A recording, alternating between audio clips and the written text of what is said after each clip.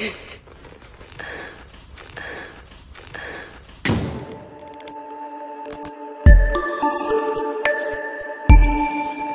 Sobat Nganggur semuanya, dimanapun kalian berada, bagaimana kabarnya?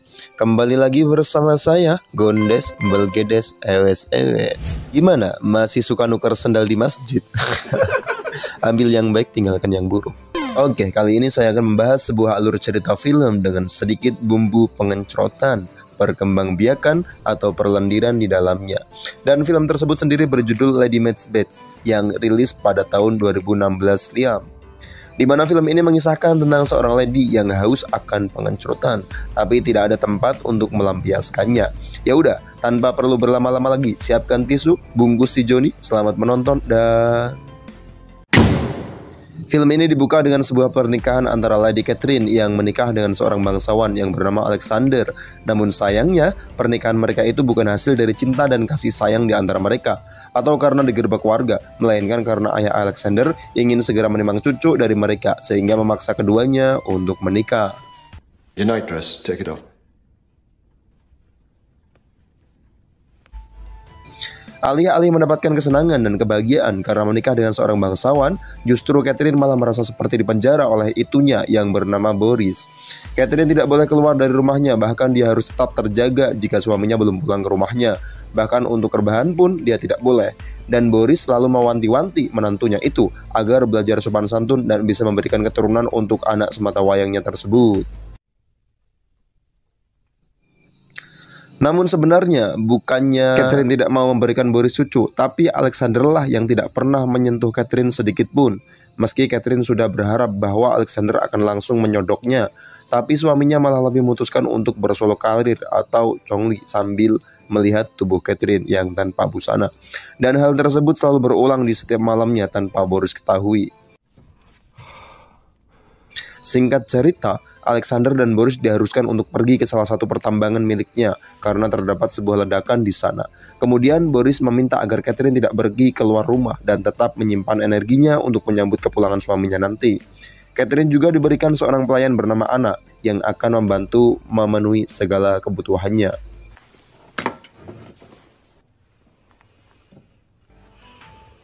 Dan setelah kepergian suaminya dan mertuanya, Catherine merasa sangat bebas untuk pertama kalinya dalam sejarah pernikahannya karena tidak ada yang mengaturnya.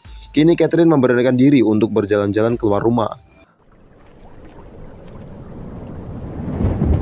Pada suatu ketika, Catherine merasakan ada kejanggalan karena Anna tidak kunjung mendatanginya. Kemudian dia pergi mencari Anna dan ternyata Anna sedang dikerjai oleh para tukang kebun dan menggantungnya di langit-langit.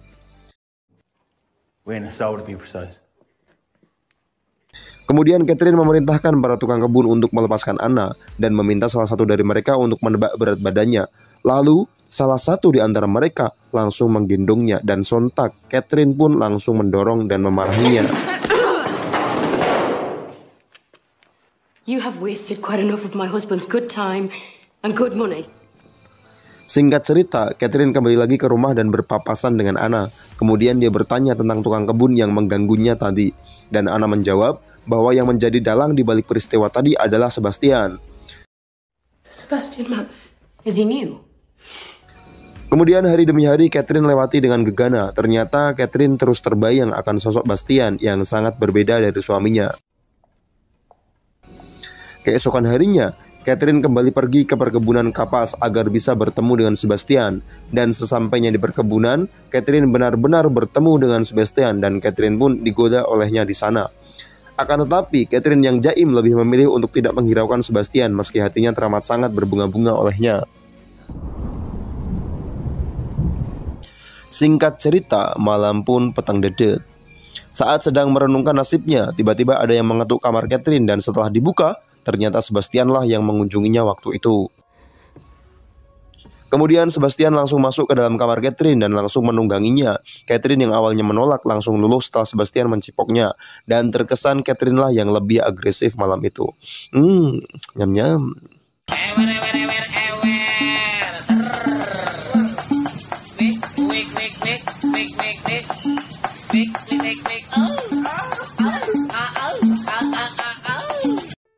Keesokan paginya, Anna merasa terheran-heran setelah melihat majikannya tidur tanpa busana selai menang pun. Dan beberapa saat kemudian datanglah pastor untuk mengingatkan Catherine agar dia tidak melakukan hal yang tercela. Karena sudah beberapa hari ini dia tidak pernah mengunjungi gereja. Your absence from church, madam. Dan hal tersebut langsung membuat Catherine emosi dan kemudian langsung mengusir pastor itu dari kediamannya. Dan ternyata Anna telah mengatakan rahasia Catherine kepada pastor agar Catherine dapat segera bertaubat akan dosa yang telah diperbuatnya. Namun hal itu tidak membuat Catherine jera, malahan dia jadi lebih berani untuk keluar rumah untuk meminta agar Sebastian menyiksa lubang kopetnya.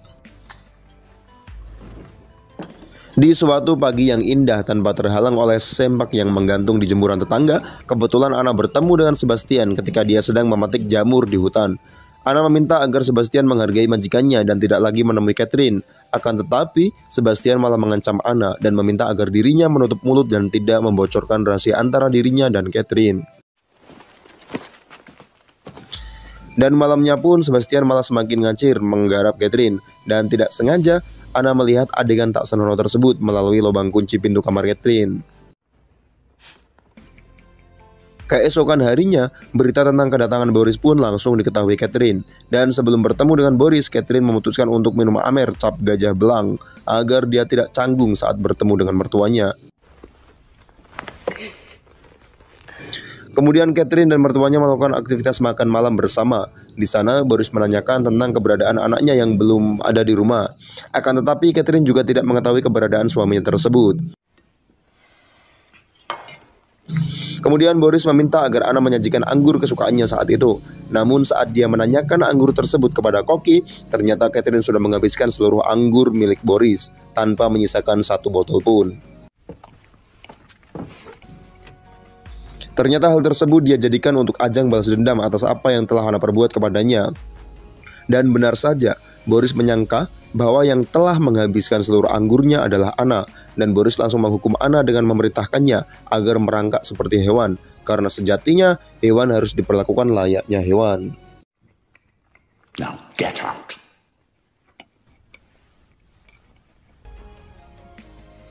Keesokan harinya, Anna melaporkan kelakuan menantunya kepada Boris. Dan seketika itu, Boris langsung memukuli Sebastian dan memenjarakannya.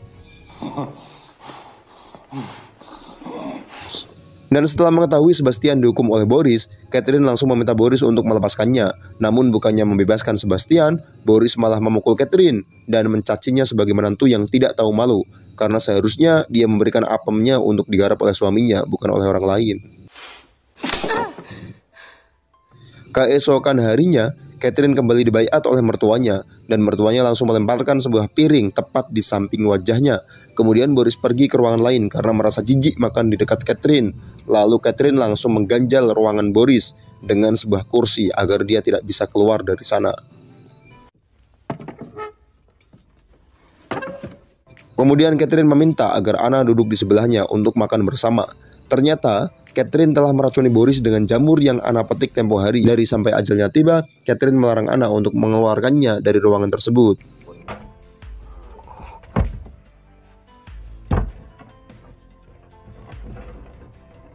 Setelah itu, Catherine menyuruh Anna untuk mencarikan dokter untuk Boris. Sementara itu, Catherine pergi ke tempat Sebastian yang dikurung untuk menyelamatkannya.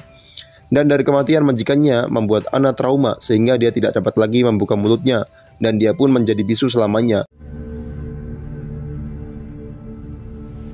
Beberapa saat kemudian, Catherine mendapati sebuah surat yang berisi permintaan maaf dari suaminya karena dia tidak bisa hadir di pemakaman ayahnya. Dan dia juga meminta agar Catherine bisa mengurusi acara pemakaman ayahnya tersebut. Dan setelah prosesi pemakaman ayahnya selesai, Catherine menjadikan Sebastian sebagai tuan rumah dan mereka pun mulai melakukan perselingkuhan dengan terang-terangan. Ketika Catherine baru saja selesai digarap oleh Sebastian, Alexander tiba-tiba pulang ke rumah tanpa memberikan kabar kepada Catherine terlebih dahulu. Sontak hal tersebut membuat Catherine dan Sebastian mak teratap karenanya. Akan tetapi, Catherine terlihat lebih tenang dan malah menertawakan Sebastian yang sangat panik karena takut ketahuan majikannya. Dan saat suaminya tiba, di kamar Catherine langsung menawarkan teh untuknya. Saat mereka sedang minum teh, Alexander lalu memulai percakapan mereka. Ternyata Alexander mengetahui seluruh kelakuan bejat istrinya tersebut. Kemudian dia mengatakan bahwa akan mengusir selingkuhannya dan tidak akan pernah membiarkan Catherine keluar dari rumahnya. Dalam artian, Catherine akan menjadi tahanan rumah selama-lamanya. Setelah mendengar hal tersebut, Catherine langsung membawa Sebastian dan langsung melakukan pengecurutan tepat di hadapan suaminya. Ia melihat hal itu, Alexander langsung memukuli mereka berdua. Namun saat Sebastian terpojok, Catherine secara spontan memukul kepala suaminya dengan besi hingga dia meninggal dunia. Sebastian yang panik pun langsung menguburkan jasad Alexander di tengah hutan, sementara Catherine menembak kuda yang ditumpangi Alexander agar semua orang mengira bahwa Alexander mati oleh penjahat. Sejak hari itu, Sebastian benar-benar menjadi tuan rumah di tempat tersebut bersama Catherine, dan mereka tidak perlu takut lagi dengan orang yang akan melihatnya. Akan tetapi, beberapa saat kemudian, Catherine mendapatkan tamu yang mengaku bahwa dia adalah bagian dari keluarga Alexander. Dia meminta agar Catherine mengurus cucunya yang bernama Teddy, karena dia adalah ahli waris yang sah di keluarga tersebut. Ternyata Teddy merupakan hasil hubungan gelap antara Alexander dan putrinya yang sudah meninggal. Dan gagasan tersebut diperkuat dengan adanya surat-surat yang sah, dengan disertai materai 6.000 yang dibeli di Alfamart, yang menandakan bahwa surat tersebut benar-benar resmi. I'm sure. There are papers, Mrs. Lester. Dan hal tersebut membuat Catherine dan Sebastian meruncing, karena dengan adanya mereka berdua di rumah, membuat Sebastian harus kembali tidur di luar dan tidak dapat bertemu lagi dengan Catherine. Fuck you. He couldn't. Kemudian Catherine merasakan sesuatu perubahan dalam perutnya yang menandakan bahwa dia sedang mengandung anak Sebastian. Lalu Catherine pergi ke kandang untuk mengajak Sebastian ke rumah utama, namun Sebastian menolak. Karena jika dia ke rumah, maka mereka akan ketahuan. Dan Sebastian langsung mengusir Catherine saat itu juga. Meski awalnya Catherine ingin memberitahukan tentang kehamilannya tersebut kepada Sebastian. Namun karena Sebastian yang seperti itu, membuatnya harus menunda terlebih dahulu berita tersebut. Well, that boy's here. I'm out here. That's the end of it. Keesokan harinya, ketika Catherine sedang sakit, secara tidak sengaja dia melihat Sebastian yang hendak pergi dari sana. Namun saat dia hendak menyusul Sebastian, tiba-tiba Teddy menahannya dan ingin agar Catherine menemaninya bermain. Dan saat itu, Catherine langsung mengabaikan dan membuat Teddy sedih. Lalu setelah itu, Teddy pergi entah kemana. Akhirnya semua orang pergi untuk mencari Teddy, sampai Sebastian pun ikut mencarinya. Dan beruntung, Sebastian menemukan Teddy yang sedang berada di bebatuan, di sebuah air terjun.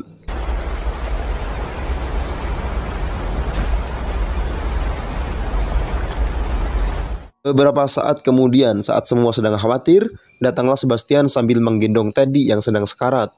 Namun bukan ucapan terima kasih yang dia dapatkan dari neneknya Teddy, melainkan pengusiran yang menyakitkan, yang membuatnya kecewa dan langsung pergi meninggalkan tempat tersebut.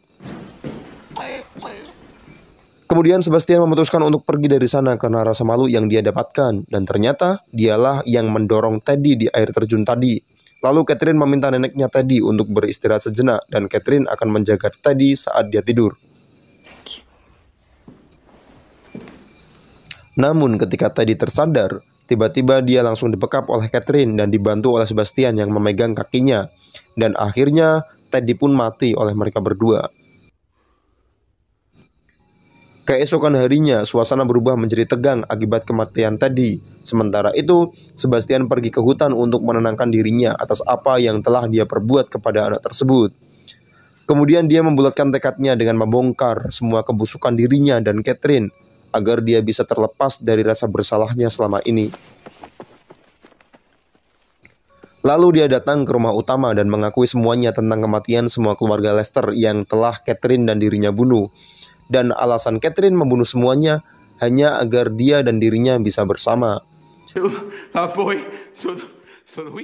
Mendengar semua itu, Catherine merasa sangat kecewa kepada Sebastian karena telah mengkhianatinya. Kemudian dia mengatakan bahwa semua yang Sebastian katakan adalah kebohongan. Dan dia juga mengatakan bahwa kemungkinan Sebastian dan Anna bersekongkol dan melakukan segala cara agar mereka tidak dipisahkan. Dan semua kematian di keluarga Lester adalah perbuatan mereka, karena sebelum kematian Boris, Anna memetik jamur ditemani oleh Sebastian. Dan sebelum kematian Boris juga, Sebastian pernah dipukuli habis-habisan dan dikurung oleh Boris selama beberapa hari. Dan mungkin hal itu menjadi sebab mereka membunuh Boris, kata Catherine. Kemudian mereka memanggil Anna untuk memberikan kesaksiannya di depan Catherine dan semuanya. Namun karena Anna yang terlanjur bisu tidak dapat memberikan kesaksiannya di hadapan mereka, lalu mereka dibawa pergi dan diberi hukuman mati oleh pengadilan, dan satu persatu orang mulai meninggalkan Catherine, dan yang tersisa kini hanya kehampaan dan kekosongan yang dirasakan oleh Lady Catherine.